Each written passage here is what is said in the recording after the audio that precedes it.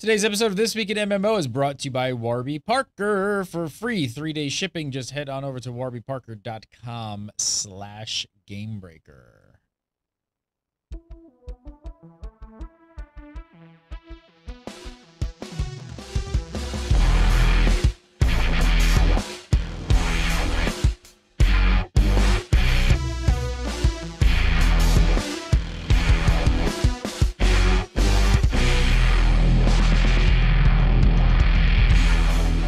What's up, everybody? It's Friday. Welcome to This Week in MMO episode 178 for February 7th, 2014. I'm Gary Gann, and you're watching GameBreaker TV, where today we're going to talk about not one, but two things. We're going to talk about EverQuest Next Landmark, now that we've all been able to play it and there's no NDA. And we are going to talk about the Elder Scrolls Online because a lot of first looks and previews have dropped just to date. Joining me this week, Mr. Mike Byrne. How are you, sir? Fantastic, sir. Ready to talk about not one, but two things. Two things. All the two things. Ironically, last week I said, well, it'll be the last time we can talk about Landmark for a while and because of the NDA. And then, like, 8 hours after that show, the NDA was gone. So, yeah, we're going to get to that in a few. But let's talk Elder Scrolls first. So this just dropped today. Yeah. So for a lot of press out there, they were able to post articles and videos and all kinds of stuff about their experience in... I don't know if do we have confirmation on how many levels they were allowed to actually play, or was it just an event that had X number of hours? I feel like the feeling I got from most of them, I haven't gone through all of them yet, but the feeling I got was that most players got to about level 5. Yeah, and most of the videos and articles that I've seen too, they're even saying we got to level 5, 6, 7. The one that specifically mentions higher content was the Game Informer article that was posted today. Where they specifically talk about, yes, we played the earlier experience in other events, but this most recent event that they had, I don't know if it was unique to them or not, they were accessing like level 10 to 15, so a little more into the actual Cyrodiil part of the world. But everybody else, yeah, seems to be around that 5, 6 mark. I would say so. I'm going to go through some of the different sites and some of the stuff they had to say about what their thoughts on the game. But I kind of, well, let's talk about that first. Let's talk about the first one I got to read this morning was PC Gamers. PC Gamer came out and put about a 15-minute video out. You know, they weren't generally positive. They're not generally positive about their experience. Did you get to watch that one? Yep. What'd you think? What'd you think of their comparisons? A lot of comparisons going on to the single player game. A lot of Skyrim comparisons, you know, and things of that nature. And I can appreciate things from that side because everybody else is comparing it to all the other MMOs. Mm-hmm. So it was nice to see a little bit of a break and have it compared to other Elder Scrolls titles, because ultimately, we've talked about that on this show, is yes, this is made to appeal to an MMO audience as well, but this is meant, I think, to be targeted directly at the Elder Scrolls fans and pull them into an MMO, so kind of capture two audiences while really driving for square one. I did like how they kind of ran the combat comparisons, ran the open world a little bit, and yeah, there are illusions of open world in the MMO part of online, but I kind of agree with them that this is probably going to hit console players a little stronger than it's going to hit PC players, because it's catered to that. It's Elder Scrolls. I think the only way we can sort of unpack is we're gonna have to like jump around and like talk about Eurogamer and this, that, because so some of the points that they bring up in the PC Gamer video, which I can completely understand, is one of the main points that stood up for me was not having the feeling of an open world just for exploration, because a big part of Skyrim and those games, and for me as well, as I'm an explorer type, is, you know, you see this random cave. Even though you were like sort of, you had your mind set on doing one thing, then you see some random cave and you're like, oh, I'm going to go see what's in here and do this for, and then where is this going to take you? And, you know, they didn't like the fact that they didn't really come across that. Everything felt very linear. Everything, you know, they couldn't just go into random caves and things like that. But now you had mentioned that I believe it was the Eurogamer talks about some later game stuff, and we are hearing tidbits of that does change though, right? Yeah, that was Game Informer. Game Informer. And sorry. So there's a trend, and you and I were kind of talking about a pre-show, right? We were like, man, what is going on? It's just bad, bad, bad, bad, bad, bad, generic, generic, generic, generic, generic. You know, all these different people saying this. And then all of a sudden you have this Game Informer one that says, you know what? The first 10 levels were really generic. ZeniMax did not lead off with a good foot. And there's nothing we can say that's going to shoot down everybody else's reviews because they're right. Those first couple of islands are generic. The story is generic. The combat isn't inspired. You start to see what the abilities, skill trees can be, but you don't get the full impact of exactly how big that system is until you hit like 10 through 15. And that's the worst thing MMO players want to hear, right? The game gets better at 15, Gary. Trust me. But we're kind of used to, as MMO players, I got to say, this has been a gripe of mine for years, is that MMO players have been saying things like this with MMOs for endgame. A lot of players are like, the game doesn't start till 50. Got to hit max level. That's when the game starts. I personally hate that whole the way like, they sort of described philosophy. it though, it changes to like at that point it really does start to feel like an open world because you're not hidden behind these do everything here and then take a ship to here, do everything here, take a ship to here was the way they described it. But it starts to open up and become more open world. Now what exactly, I mean the writer didn't go into details on what made it feel that way, so I can only guess. But that really makes me hopeful, but also makes me question if they could do it right. Don't lose your audience in the first 10 levels that takes, 5, 10, 15, who knows how many hours to get through for an average player when you're asking for a box and a sub fee. If you lose those people in those first 10 hours, they're never going to see that wonderful world that Game Informer is saying waits beyond that level 10, level 15 window. Massively called it disheartening. Yeah. It was a really long write-up there. Pretty much, I feel like towards the end of the article, I don't want to get this wrong here. Basically, not really recommending it to people unless you're looking for something. Everybody sounds like they feel like it's very generic. But I do have to say, those were like buzzwords we kept seeing all over generic. the place, right? But generic. I do have to say, how many MMO? And again, this isn't the way it should be. I've been saying this across all MMOs for years. Is that you should be locking players in the first 5 minutes of the game, 10 minutes of the game. We shouldn't have to wait till level 15. I'm not saying that. But that being said, how many MMOs are actually that damn exciting in the first 5 levels? Let's be honest. Well, I mean, you kind of swayed me on one that did try to break that mold. One tried to break that mold, and that was Guild Wars 2. When they came along and they had you fight some pretty big epic, even if it was a little transparent and you realized it was super easy, like the fact of like they had a pretty big like, wow, this is cool moment early on in their game was something we hadn't really seen before. But I've been saying for years that most MMOs don't have that. How many MMOs can you say that about? I mean, that's it. Even I'm a WoW fanboy. Maybe not crazy about the game, but it doesn't do it. How exciting are the first? Final Fantasy XIV, my big one, it doesn't do it. I mean, for God's sake, the first 20 minutes of that game's a cutscene, right? Mm-hmm. So I have to wonder why. It's not a very good one. I almost have to wonder then why. I'm almost confused as to why ZeniMax would only limit them to such a small gameplay and only like 5 levels or something, and not give them more time, or let them give them some more time with some of the higher end stuff, because this can't be good for them. They can't be happy today coming up on Monday, because we have a comprehensive list of everyone out there who's kind of been posting stuff, and I gotta say, 70-80% of it is. It was hard to find something very positive. It was like we found a lot of negative.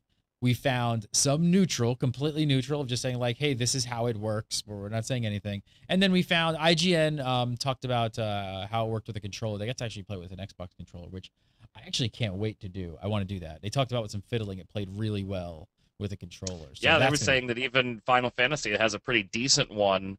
This is even better than that. Yeah. So that's pretty cool. You're right though. Massively, we've found not only just bad, we've found some really really bad. Like Massively's quote towards the end was, "But there comes a point when you have to stop giving the game chances to win you over. When you have to say that it's giving you little reason to praise it at all. There comes a point when you just have to say no. this is in fact not all that good. You do not want this today. I mean, you want those last sentences to be my gameplay session flew by to the point that it felt way too short. I didn't want to get up from the computer, and I cannot wait to play this game again. I have not seen that yet. And the best ones, like you pointed out, the best ones are neutral. Yes. Yeah. They're the neutral ones. Jason Winter, his on GameSkinny, the one he wrote up, it's very, very neutral and kind of is like, don't bash it until you've tried it. It's got a lot in common with the Secret World that way, that you're going to have to putz around in a little bit and decide whether you like it or not.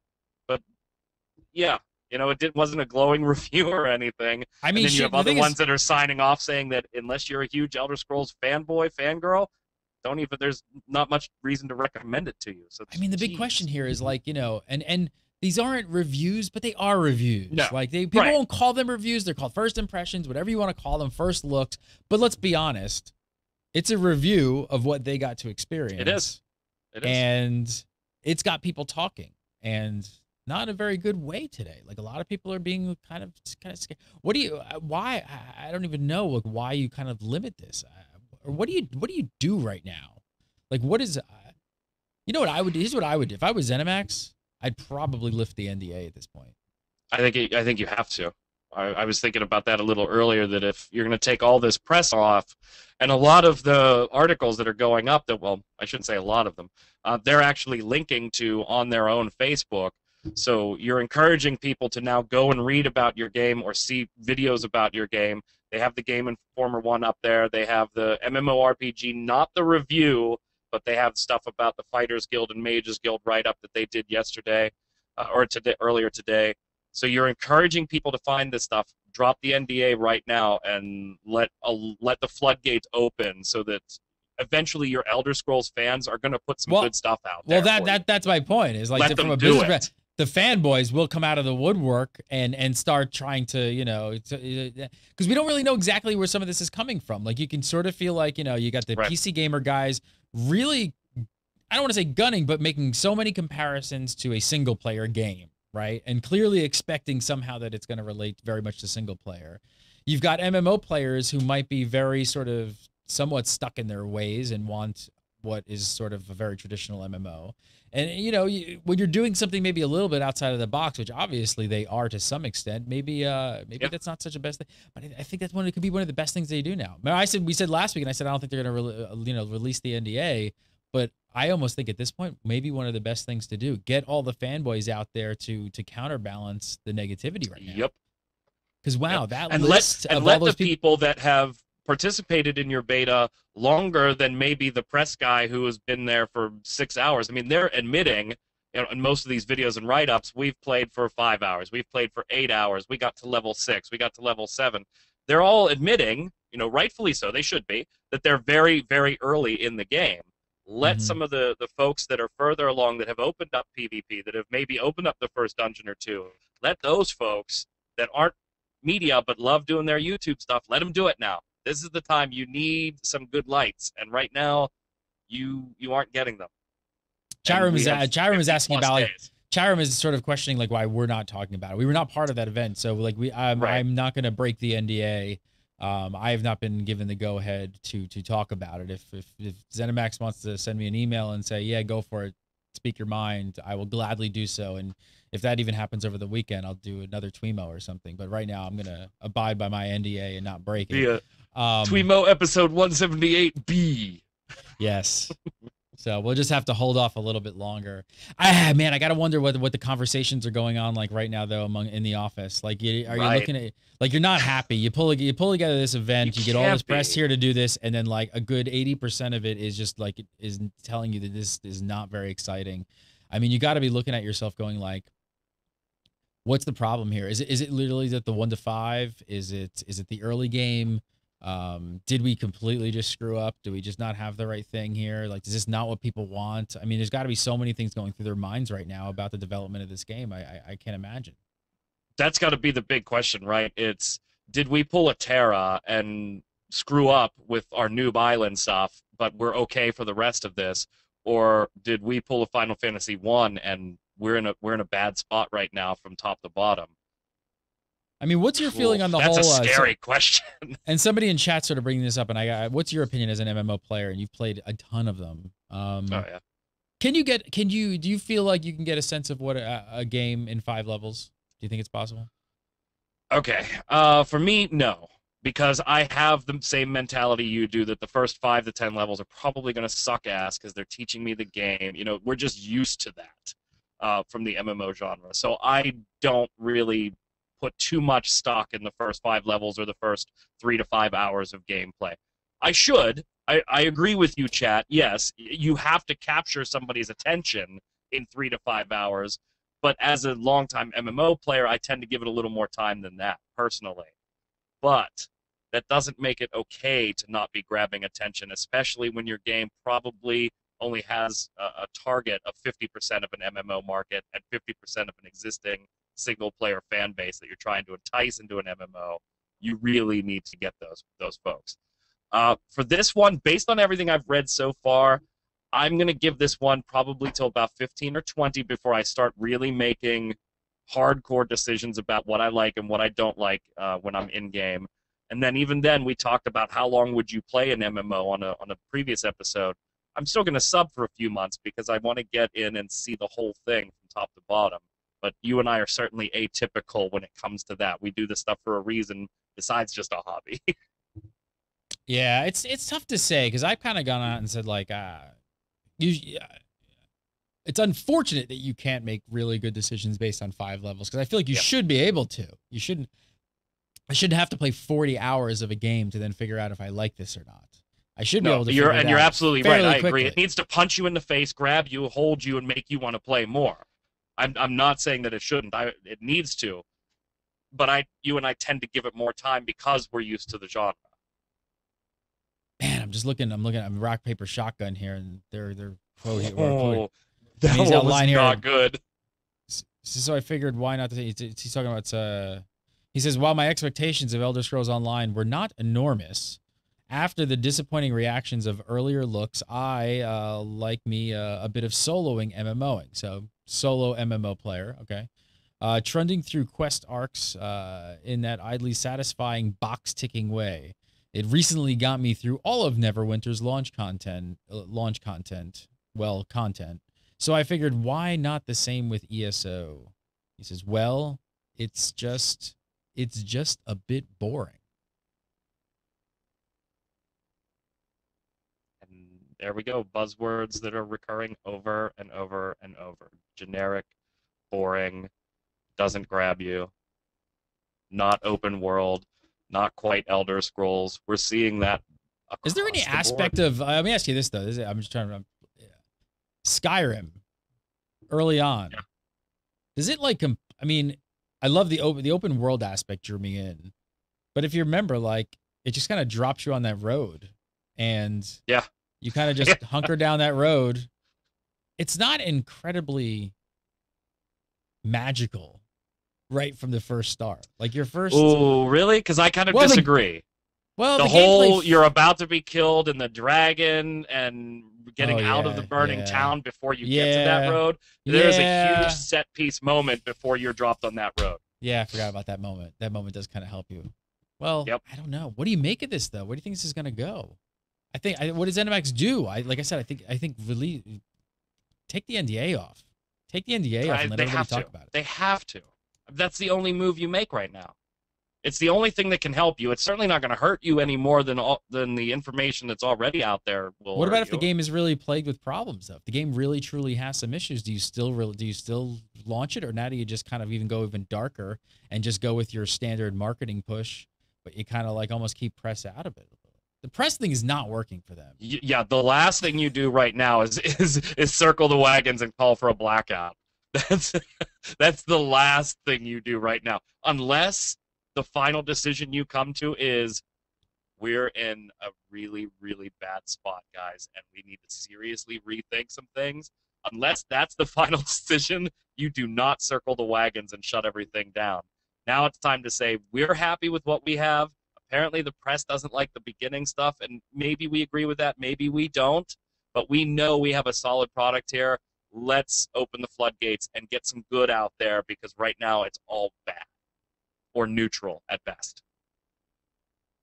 I'm just looking over the rock, paper, shotgun piece a little more. He says it might blossom out into something more familiarity with Elder Scrollsy as the beta continues. I'll get to see more of what they offer, find out whether I'll be enticed into the Thieves Guild, giving exciting rooftop crimes to commit and able to explore. For its opening hours, though, those things certainly do not appear. Yeah, I don't know.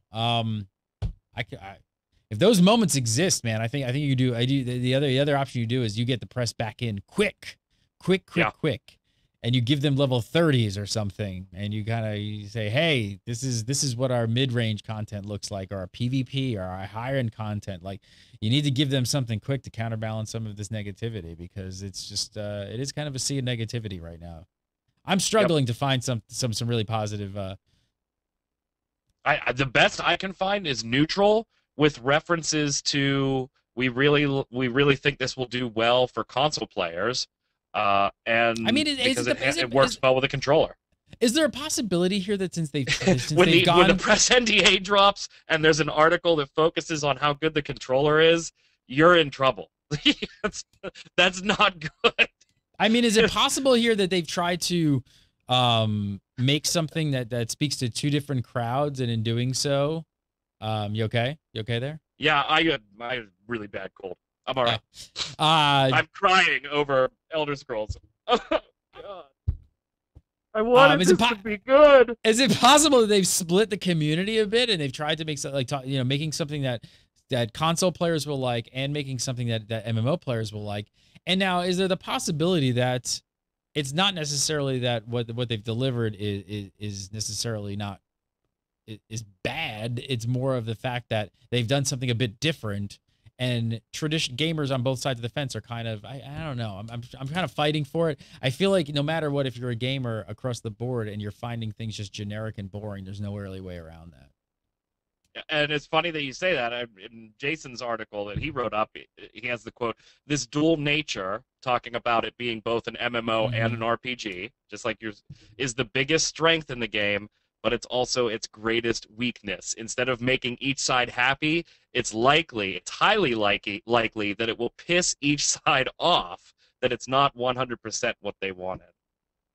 I mean, and that's what we've talked about since the beginning when we first heard of an Elder Scrolls Online MMO. The biggest question a lot of players said was, how will this work? I mean, you're talking about a franchise that's very much like ingrained in people who have played Skyrim, Morrowind, Oblivion, and it's very much about, always been about, at least that very single player, space by yourself in a dark room, traversing this world.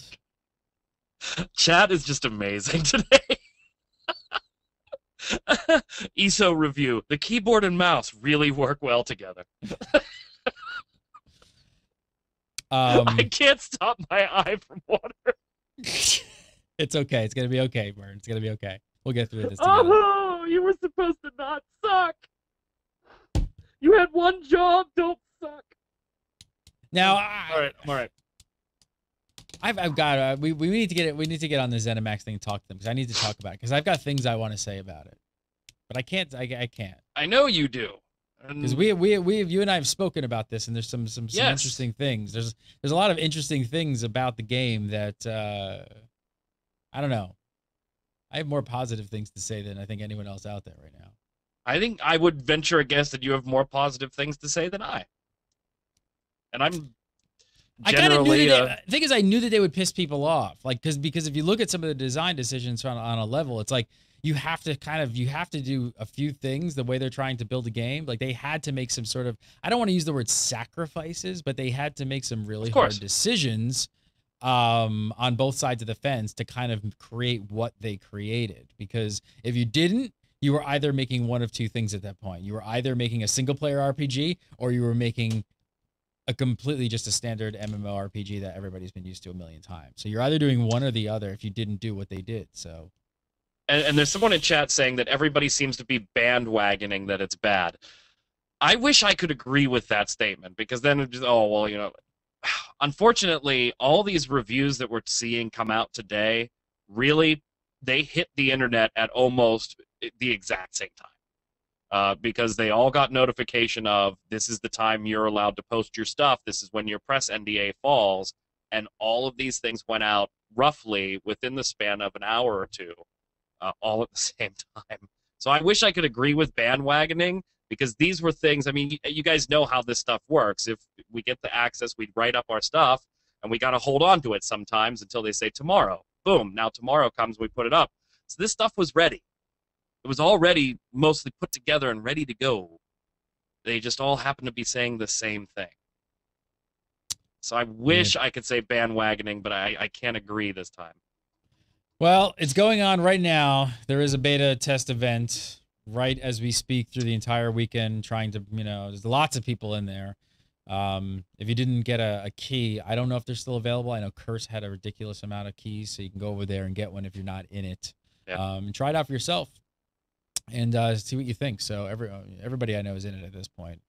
Yeah, and Veiled Cascade, you're exactly right. It's not that any of these reviews are like, oh, it's the worst game ever. We're not saying that. All of these things share one thing in common, and they're just saying it's generic. It's average. It's a fantasy MMO. They're not bashing the game, but they are bashing it from the extent of all of us probably expected a bit more out of an Elder Scrolls MMO, and right now it seems like from all these reviews that it's just an average, run-of-the-mill fantasy MMO. We shall see. All right. There we go.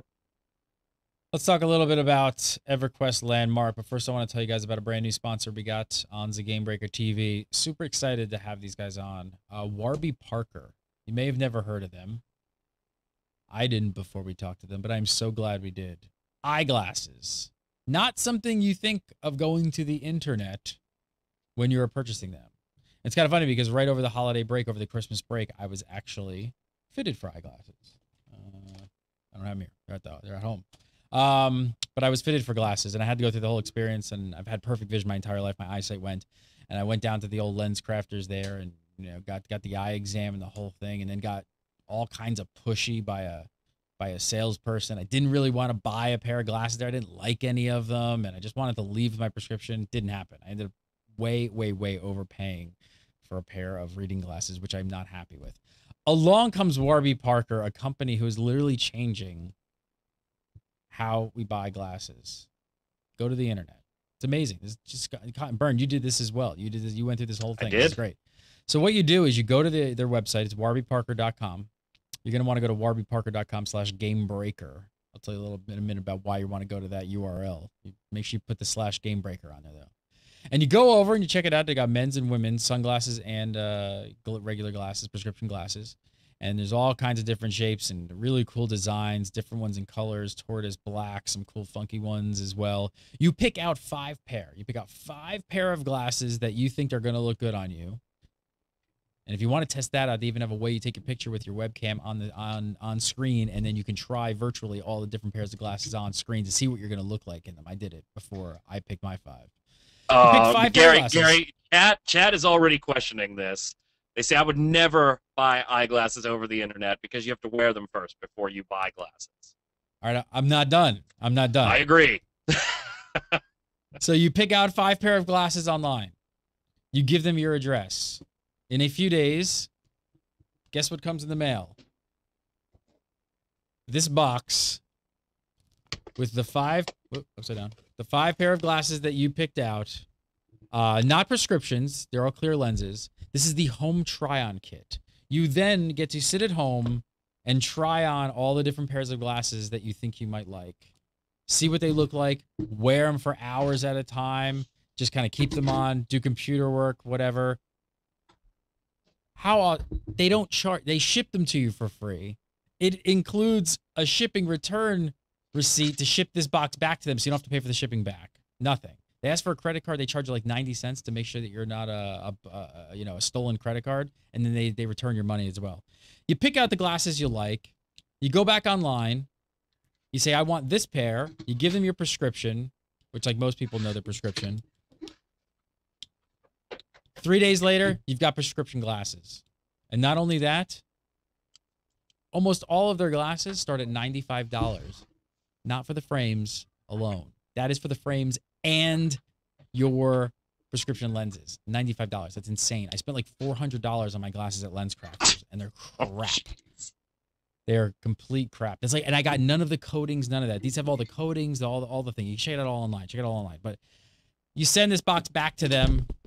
You ship it back, costs you nothing. You get your glasses, and we've got a great deal with them, and it's free 3-day shipping on your prescription pair. So you don't pay for the home try-on kit to get to your house. You don't pay for the home try-on kit to get back to Warby Parker, and you don't pay for shipping on the glasses getting shipped to your house. All you got to do is use the URL warbyparker.com/gamebreaker. It's crazy. It's a great deal. I'm looking at chat too, and people are like, this is a crazy deal. And I'm like, it is a crazy deal. They're revolutionizing the way you buy glasses, and I love it. I don't want to wear a pair of glasses in the store for like 5 minutes and make a decision. I want to, like Burn said, you want to wear your headset. You're a gamer, right? You want to put your headset on for 2 hours and see what they feel like with wearing your glasses, things like that. Now you can do it. Oh, wait, there's one more thing before we go. One more thing. For every pair of glasses that you buy or anyone buys, Warby Parker gives a pair of glasses to someone in need who is less fortunate and cannot afford glasses. Yes. So for every pair of glasses they sell, they give a pair of glasses to someone in need. How amazing is that? They've given over 500,000 pair of glasses away to people who need them. It's great. It's great. I'm looking at chat room. People are like, this is great. I don't wear glasses, and I wish I did. Well, they have sunglasses. You don't have to have prescriptions. There's sunglasses. There's a monocle, which I think I might have to get the monocle. Would you think I was weird if I bought two? Because I really want a monocle, but I have prescription in both eyes. So I'd have to be like, I don't know how that would work. I don't know. But I like the monocle. Yes. So there are sunglasses. Not just prescriptions. Check it out today. Super excited. Awesome. I love when companies like this start revolutionizing markets, and this is just a completely new way to buy eyewear. I could talk about this for like an hour. I didn't even tell you about like the construction and how well these are made. These glasses are so well made. They feel 1,000 times better than the pair I spent $400 on and got ripped off for. Check it out today. Free 3-day shipping just by going to warbyparker.com/gamebreaker. So make sure you use that URL. You get free 3-day shipping. Check it out. Check it out. Check it out. All right, let's talk about EverQuest Landmark. So last week, we were like, I don't know if there's going to be anything else to talk about with Landmark. I don't know what we're going to talk about. Then they were like, all right, screw it. The NDA is gone. Smedley's like, yeah, just talk about it. Play the game. Just do what you got to do. I've been playing some. You've been playing some. All right, give me your overall thoughts. Well, I mean, obviously we've got issues, but it's alpha, so I'm gonna jump over like tech and optimization. They haven't even looked at that stuff yet. I'm not huge into Minecraft. It's one of those things that I'll spend an hour or two, maybe 2 or 3 times over the course of a month. I'm that type of creator guy. So Landmark is fun. I'm enjoying experimenting with finding different items and crafting different things, but it's not something I personally would spend hours and hours and hours in daily. That said, I think they've taken the Minecraft formula and bumped it up to a notch that really sits well with MMO players. More than just the Minecraft game is. I'm enjoying. What do you mean by that? Expand. What do you feel like they've bumped up? Well, okay. When you think about Minecraft, right? It's pretty basic as far as what you're creating. Pretty basic as far as the materials. A plus B leads to C, and it's a pretty finite list. And yes, I know that ultimately it's a finite list in Landmark as well. I think the addition of the claim and pulling this into MMO really changes the dynamic to a degree that you've kind of pulled this to a whole new audience. An audience that probably looks at Minecraft and says, no, that's not my cup of tea, but is now spending hours and hours and hours in Landmark because they're an MMO player, and this is built around catering to them in a creative way rather than in an RPG type way. I think it's a twist on the Minecraft formula, punching MMO players right in the gut. I have to agree. I mean, one of the first things that stood out to me that I think MMO players are going to love was, I got in the game, super excited to start mining, doing all this, get some resources, that whole thing, trying to figure the game out, and then drop a couple blocks, and the first thing I noticed was like, wow, I only have like, I remember seeing these videos, and they had all kinds of like smoothers and tools and all this kind of like things to do. And I was like, I don't have that. Where is that? Yeah, Like, maybe, I have a place tool. What? I have a place and a delete tool. That's about it. And I was like, oh, that's interesting. And at first I just thought, well, it is alpha, and maybe that's all there is right now, and that's what we're doing.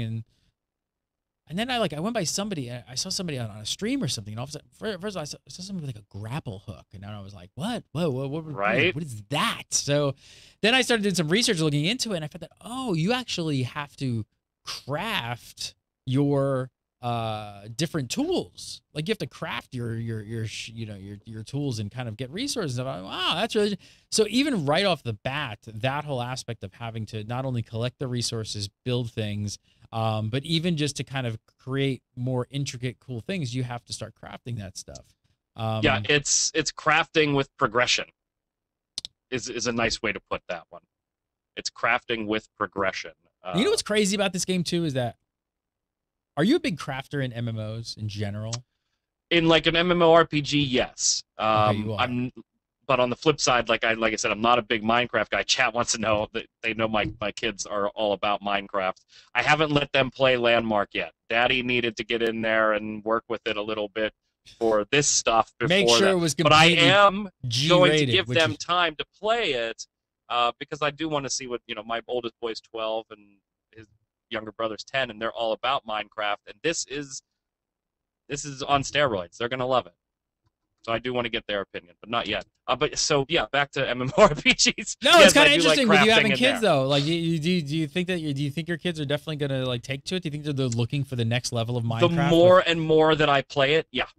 The more and more that I'm in Landmark, I'm like, man, they're gonna eat this up. I don't see me playing Landmark. To be honest, I don't see me playing Landmark very much, particularly after EverQuest Next itself is out, because I would personally, my preference would lie with something like EverQuest Next.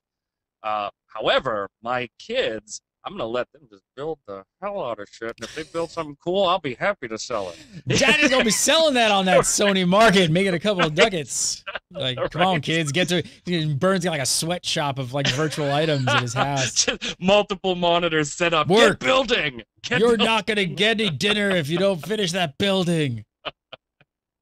And that's not to say that there's anything wrong with Landmark. I am enjoying my time in it, but it is 100% creative. And I just don't spend a ton of time in those. It's a couple hours maybe each month for me. They've been doing a lot of updates. Hours and hours per day for my children, though. So they've been doing a ton of updates, which is great. It is an alpha. Wow. If you've never So I have to say, like, I'm almost surprised. Like, I've done a bunch of other like early access games on Steam and things like that, and you're usually expecting it. I have to say, Landmark is in alpha. Like, there's on a daily basis, servers are down, things are broken. I have to check the latest update because yesterday my claim was gone. It was just gone. I was one of those people. Congratulations, the EU got their servers today. So was it today or last night or whatever. So congrats to them. And two things I will tell you, because even Gary was like, pre-show was like, oh, really? That's how you do it? If you haven't figured out how to zoom the camera out yet, hold shift and then use your scroll wheel, because it took a little while. Shift. The scroll wheel is used to size your placement item. So hold shift and use the scroll wheel. It'll zoom your camera out. Second tip that I would give you, and I know J.K. Kennedy gave this out to the chat pre-show too, and I totally agree. The first thing you should build, or at least very, very early, is the grappling hook. That's going to make life a lot easier for you. So two tips there.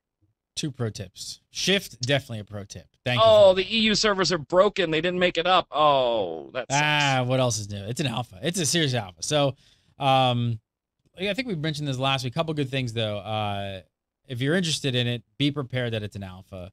If you do purchase one of the founders packs that gets you in, and you do not like it, SOE is actually offering refunds on it. So wow, good on them. If you don't enjoy it, but just word of warning, it's alpha. So just, I do think, and you know what? That being said, Smed had a great, the best reply on that. Because when he posted that on his Twitter, that if you weren't happy, they would give you a refund. I sent him a message that said, wow, that shows a lot of confidence in the way you guys feel about the product. And he told me, no, it has nothing to do with that, actually. It's that we understand alphas aren't going to be for everybody. And people don't understand what alpha means, and particularly players in Europe was the point he made then, was they might have such severe lag, we don't know what we don't know. And so we want to put that out there, that if for some reason you don't like it, you contact customer service, we'll give you a refund. Here's my question to you. And again, we neither of us have been in a ton of time, but I think enough it's like to talk about a week it. now. How much do you think how much do you think they have to keep adding to the game? Because I guess my overall feeling was like, okay, you can keep building stuff, which is a lot of Minecraft. But I almost feel like the development team's got a little bit of a they've got to start releasing new things semi-frequently.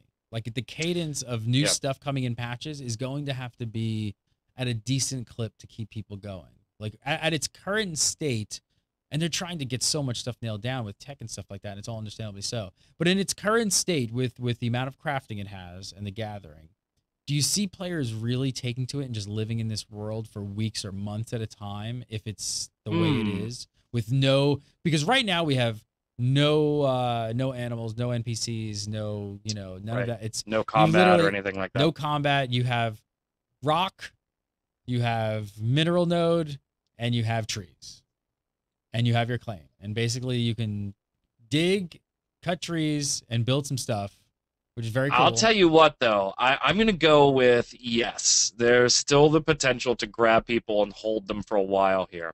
Now, they've said, I've seen different quotes from different people on the SOE teams. Anywhere from, and depending on when you pull your quote, anywhere from 20 to 60% of the game is in there right now. When you think about that, that's a pretty low percentage given how much you see in the game. You're like, there's a good amount to be left out on the table. And I've seen people create some wicked things, and they are spending hours and hours and hours of time to do it. It's not, to give you an idea, if you haven't played yet, guys, it is nowhere near as fast as Minecraft because it's not supposed to be. This is supposed to take more work to do.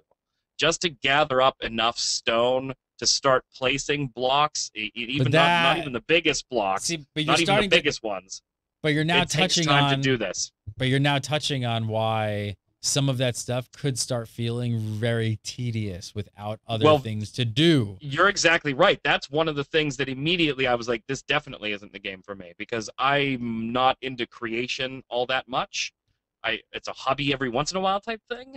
And when there's all this work to go into it, I'm even less inclined to do it. But again, my kids are going to eat this stuff up because it is their cup of tea. So yeah. Do you think it needs a survival mode? I mean, that was a big part of Minecraft, right? Build something as fast, build shelter as quickly as possible. Don't get killed through the night. Like, it needs a little bit of that danger. Like right now, there's nothing like that in the game. Wow, survival mode could get really, really ugly, and by ugly I mean really freaking interesting. Especially if there's PvP survival. I wouldn't be opposed to it, but don't you think that would be more of a EQ next thing? Not necessarily. I mean, you put mobs in the world, and just like, well, yeah, I mean, because you're going to start seeing stuff like that, like where they're going to add, and I have no idea if this is an exact item. As an example, you would add a deer, and then by killing that deer, it would then give you X mats that you could make these X, Y, and Z new things out of. But I'm talking about like actual survival, creeper blowing up, other people hitting you with diamond sword type survival. Well, I think that would be a landmark thing, or would that be more next? I think it has to be a landmark thing, because I mean, even at Minecraft on that level has at least that aspect of danger, right? Where landmark right now has zero danger. Nothing is going to happen. But it is coming. I mean, they've told us that. Yes. There is going to be combat and danger coming. Yes, it's all coming. That's why I'm saying it's going to be interesting to see how quickly they start rolling out these new things. That's what I'd be really interested to see, because I wonder how long players are going to, in its current form, mine, which you can do for hours and hours and hours and hours, and then build cool stuff. there's going to be a point where they're going to want like something more, larger claims, some sort of larger claims is the big one right now. Yeah, larger claims, more area to work with, some sort of danger. I think there has to be some element of danger soon, hopefully. Which I know it's all coming. Did you see the Game Breaker logo somebody from Game Breaker Nation made? Yeah, that was great. That was great. Very nice. Just floating in the sky. But I have had a ton of fun jumping into it. And I know I'm not a big Minecraft player either. I'm not a big builder.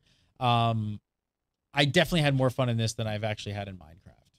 As far as the building aspect goes, I've had some really good times. I've had some really good times in Minecraft, especially with survival and playing with some friends. But I have to say, from a building perspective, I enjoyed EQ Landmark better than I do Minecraft. I guess because it's a little bit more realistic, more options. I haven't even started really digging into having all the different tools and stuff. I want to get those. I want to unlock the tools and things like that. Yeah, I think we need a sense of danger, though. I think when you bring a sense of danger into what we're doing here, it kind of changes the game up a little bit. Well, we have another update going on in a couple of minutes here, so who knows they're what just we'll get in that nonstop update. with the updates, so they're just going. Mike Byrne. Always a pleasure, sir. Follow him on Twitter at MagicMan, MIGACKMAN1. Follow him on every other show on Gamebreaker now. He's always on UDSP. He's on TWIMMO. He shows up on Gamebreaker. So I was on Legendary once. That was like I added that shit to my resume, man. It's taking over. Follow me on Twitter at Gary Gannon. Follow Gamebreaker TV at Gamebreaker TV. Come over to our Facebook page, facebook.com/GamebreakerTV. And we got some new stuff we'll be talking about maybe next week. Little teaser. See you next week.